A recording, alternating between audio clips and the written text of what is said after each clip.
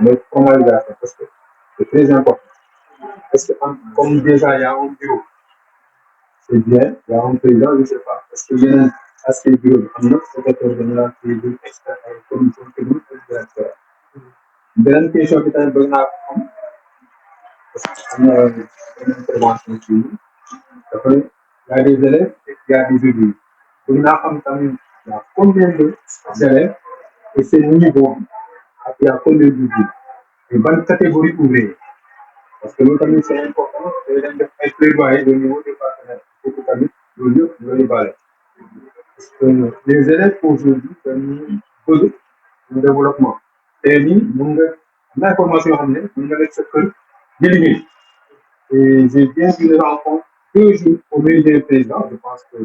ñun nekk internet bi gis nañu le développement des TIC avec l'ARTP aujourd'hui ñu développer aspect boobu tey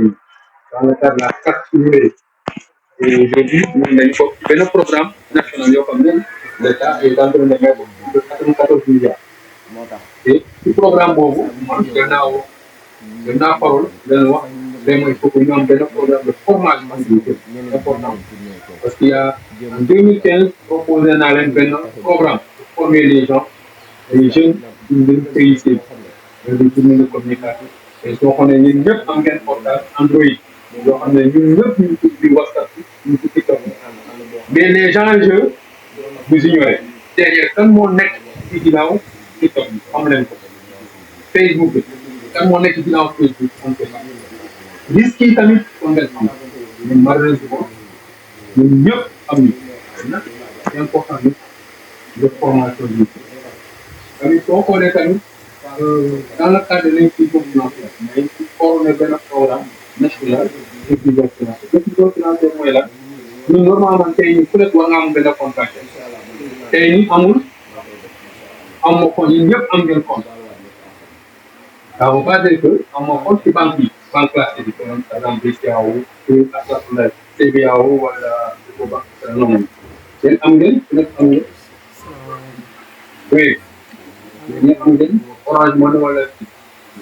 on appelle l'inclusion financière depuis Sénégal yi yëpp ñu am benn compte bancaire na nekk virtuel mooy application yooyu yoo xam ne wala ñu ubbi benn compte aujourd'hui combat bi boobu la ñu mën actuellement nii benn programme de sensibilisation mais risque yi tamit pour ngeen xam y a beaucoup d'arnaques aujourd'hui il y a 2 semaines may jóge nii ci de benn sensibilisation benn formation des jeunes par rapport à ça parce qu'il y a beaucoup de risques man yàggul am na ku woote sama kër mu woote mais sama jabar dafa gis benn numéro privé mu ne ma sama jabar am ngeen ñaar facture yoo xam ne parce que dama am fii facture yoo xam ne vous n'avez pas payé ma ne ko non man amul benn facture ma ne ko su la wooyee rek ma ne ko mu woo mais ça veut dire que si sama jabar mu ne ma waa am nañu facture mu ne ma jox na sa compte wala jox na sama numéro am nañu ay techniques yoo xam ne mu ko jaar ñu am na dans l'ordre moi j'ai été victime bon victime plus ou moins pas victime parce que heureusement ils n'ont pas tout mon argent mais dama war a dem benn sensibilisation côté Thiès Tivaouane Békélé la veille dama def ko 600 le soir bi danaa leen ne ma léegi dañu war a def benn mise à jour application bi pour ñu jël leen modifier leen pour di leen jënd ay yére jëndal leen ay dàll yooyu noonu yëpp pour lan pour ñoom ñu collecté weer su deewee ñu jël ay saabu ceeb dugal nga seen daara social loolu noonu yëpp dañ ko bëggoon pour def ko ñun mu nekk suñu projet la te loolu noonu chaque année dañ daan ne bii nii pour espoir gën a avancé loolu noonu si li ñuy dimbali si la war a bokk ndax ñu dimbali ay nit moo tax ñu gën a créer espoir de dégg ñu nekk tamit suñu projet boo xamante projet yi yaatu dañuy demoon ba benn instant dañoo bëggoon ubbi poulailler ñu ne dañuy def poulailler pour développer suñu kees pour mu am doole ñeneen ñi ñëw topp si ñun pour ñu gën leen motiver si yenn affaire après ñu ne loolu noonu yëpp suñu kees dañu amul doole ngeen am as tuut loo xamante ne que si ngeen defee journée culturelle semaine bii paase merci. ak sa coordonnateur budget donc beaucoup de jeunes yoo xam ne ils sont chefs yoo xam ne dañuy liggéey kon nag loolu mënuñ ko développer ci seen biir association léegi bëgg naa xam des questions que je vais poser est-ce que tey nii am ngeen benn projet tamit yoo xam ne derrière ñu commencé di ko xalaat yoo xam ne taxawoon na léegi ñu ko comment vous accompagner et tamit est-ce que am na tamit benn besoin de formation c'est très important léegi nga tudd naa tamit pour nga am au moins une formation derrière loolu laa bëgg daal balaa mooy sori ci waxtaan bi ma xam est-ce que seen association bi dañ ko formaliser nga leen utiliser est-ce que tamit am ngeen bureau structuré voilà si ñoom tey nit ñu ngeen benn programme de développement dana projet ñu ngeen ko ay projet ma xam ko te tamit le nombre d'élèves yoo xam ne ñu ngi biir association bi seen niveau d'étude bi est-ce que accompagnement boobu ak le nombre d'ouvriers et ouvriers tamit seen métier voilà ça peut être des électriciens c'est des électriciens aussi moi je travaille avec benn kuréel ñu wax comment ça s'appelle tëjee léegi am moyen yu baax yi dañ leen jël pour privé semaine bi passé nii ñu génne nii rek moom lañ doon def moom la espoir organiser woon pour def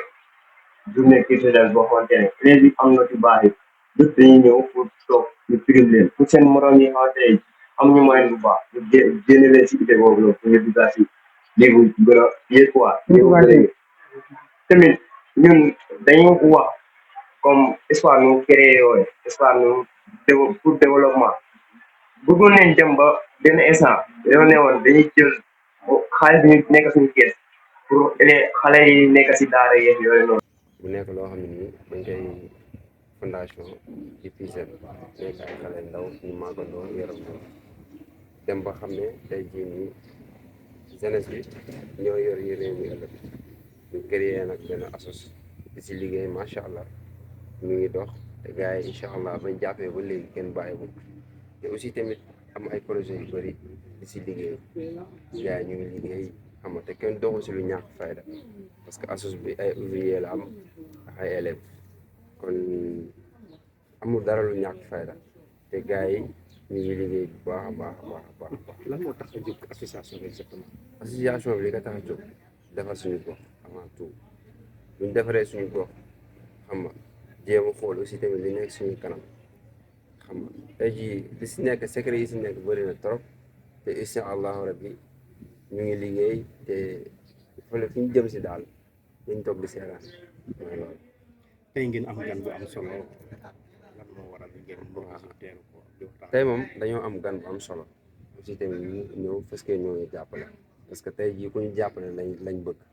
bu ñu amee ku ñu jàppale ñu avancé te aussi bu ñu amee ku ñu jàppale suñu liggéey gën a jëm kanam moo waraloon tey mu ñëw fii teew pour jàppale ñu aussi tamit moom tamit aussi tamit di ko remercier bu baax xam nga si liggéey bi mu def ñu tey déplacé mu jógee ba Dakar ñëw Rufisque sa suñu loolu moom activité bu nice la te aussi moom tamit di ko wax ne moom bu dugalee loo xam si ñun daal du nekk loo xam ne lu muy rëccu parce que gars yi ñu ngi liggéey te pare nañ aussi tamit pour liggéey comme ni ma la ko waxee rek buñ amee moom ku ñu jàppale ñu liggéey bu baax a baax a baax parce que fii ay jàmbaar ñoo fi nekk ay liggéeykat ñoo fi nekk aussi tamit te bañ jàppee ba léegi kenn bàyyiwul.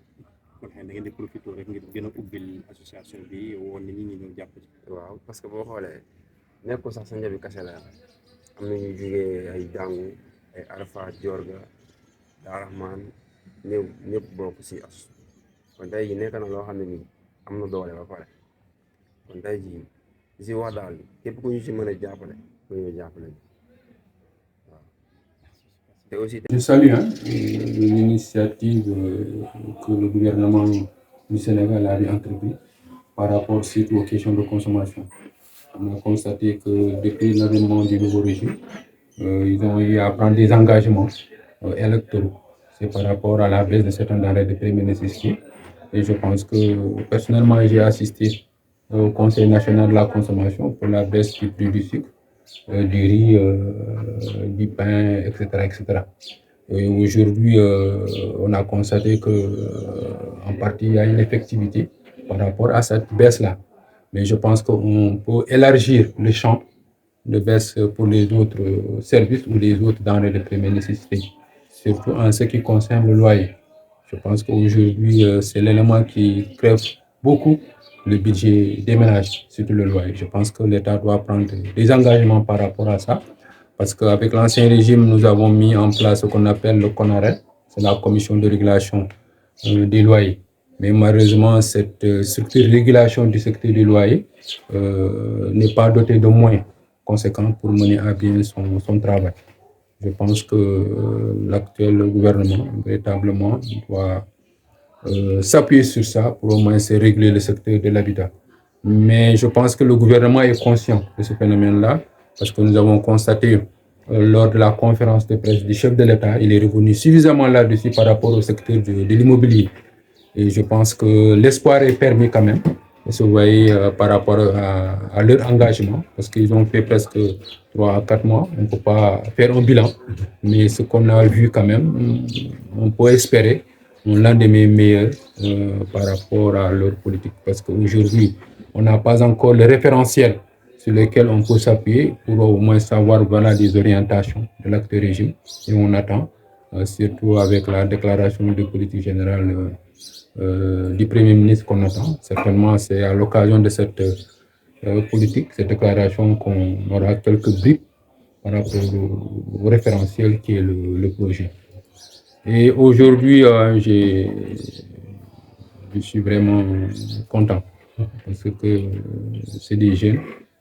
qui m'ont invité à assister à cette rencontre-là. Je pense que vraiment c'est uniquement des jeunes qui pensent au développement de leur localité. Et véritablement, moi, je les encourage parce qu'ils sont encore très jeunes, mais ils pensent au développement de leur localité. Et je suis venu les appuyer, les encourager à ce qu'ils sont en train de faire. Parce que ça,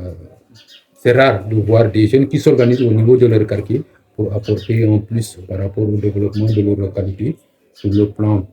du développement local, sur le plan de l'assainissement, sur tant de domaines, de l'éducation, de la formation. Je pense que c'est à saluer. Et je vois en eux véritablement des jeunes avec qui on a de l'espoir pour développer le Sénégal, parce que je l'ai dit tout à l'heure, le développement, ça commence au niveau de la famille. Et tout à l'heure, durant la présentation de l'association, on peut comprendre c'est une famille. Et c'est l'association commence ici dans le quartier, mais il y a des tentacules au niveau du département. Et véritablement, cela a salué. Et personnellement, j'ai apporté mon soutien, et se voyait par rapport à leur initiative au niveau local. Dans tous les domaines. Et je leur ai dit, c'est pas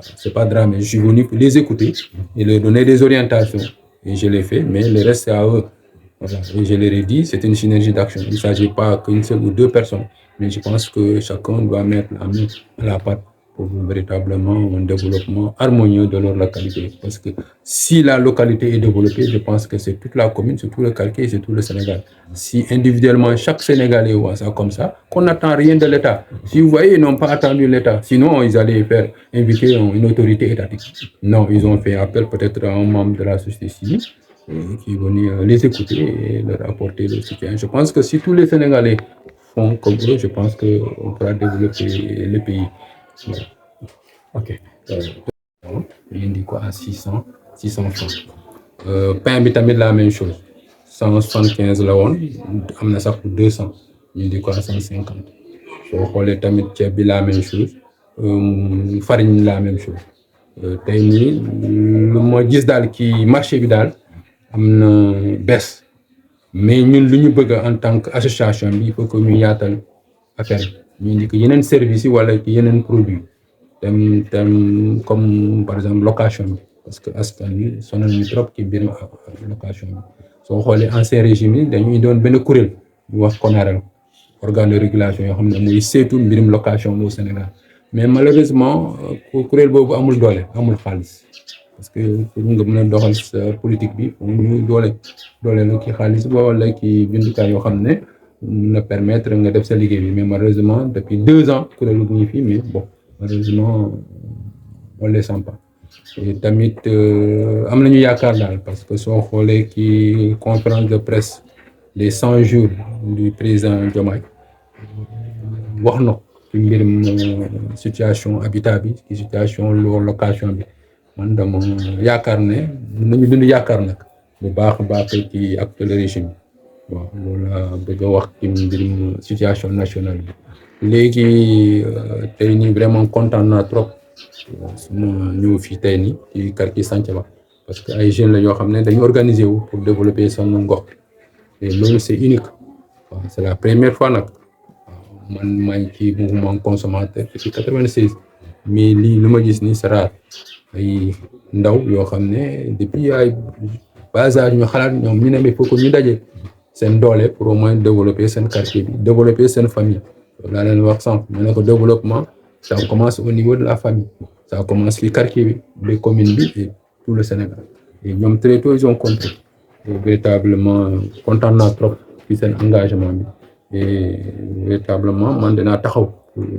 vraiment les aider ñoom lu ñu bëgg mais loolu ñu ko def mais ensemble voilà du président bi du secrétaire général bi du trésorier mais c'est l'ensemble des membres yoo xam ne ñoom ñëpp il faut que ñu dugal seen loxo ci développement bi waaw vraiment ñun man en tant que président daal vraiment dinaa def lépp waaw pour appuyer leen maintenant am na tamit ay jéego yoo xam ne war nañ ko def waaw parce que il faut que ñu formaliser association bi muy tudd Espoir de demain c'est important tur bi sax vraiment rafet naa ko tamit il faut que ñu wuti seen récépissé bi ñoom defoon nañu benn dépôt mais des na parce que ba léegi récépissé bi génnewul depuis 6 mois association muy juddu depuis 2021 normalement tey nii war nañu am seen kayit am ko mais dina taxaw pour ñu am ko tamit am nañu ay xalaat ci développement bi ci projet développement bi ci sur le plan agricole loolu tamit am na solo ci mbirum commerce bi tamit loolu tamit ñun ñu ci yëngu ci affaire boobu parce que am na ay contacts ay sociétés yu ñu nekk fii yoo xam ne yi ci biir commerce bi man dinaa def lépp pour ñu ma dugg leen ci réseau boobu déjà tamit dañu ne ñoom dañu bëgg def ay setal loolu am na solo am na peut-être ci semaine bi dina contacter structure yoo xam ne ñooy def comme UCG et cetera ministère yoo xam ne moo taxaw ci affaire setal pour ñu am ay matériel pour à chaque fois suñu mëgee de setal ñu def ko am na benn aspect tamit proposé naa leen ko mooy reboisement bi c'est important soo xoolee chaque samedi de chaque mois le président de la République day def ay reboisement sur les plantes fruitières man tey nii dama bokk ci benn kuréel sur le plan panafricain yoo xam ne on est dans un programme pour 1000 milliards de plantes yoo xam ne war nañ ko planter en Afrique Sénégal dañu am objectif c'est vrai chaque membre de la famille war na planter benn arbre fruitière nag et cet arbre là war na am rentabilité ki yow il faut pas que am benn plante yoo xam ne da nga koy planter rek nga bàyyi ko non c'est des plantes fruitières yoo xam ne soo ko planter rek mu am retour rentabilité que ça soit ay mango wala ay orange et cetera programme boobu tamit dinaa leen dugal ci programme boobu et peut-être parce que ñoom fii nii dañu am tout espace waaye les artères au niveau de la commune Rufisque Nord tamit ñu lëkkaloo ak monsieur le maire bi et tamit fii nii avec le délégué de quartier ñu xool est-ce que fii nii s'il y a des artères mën nañu samp def ay reboisement et waaye pour au moins ñu participer ci développement de leur localité véritablement may leen vraiment kontaan naa trop ci seen taxawaay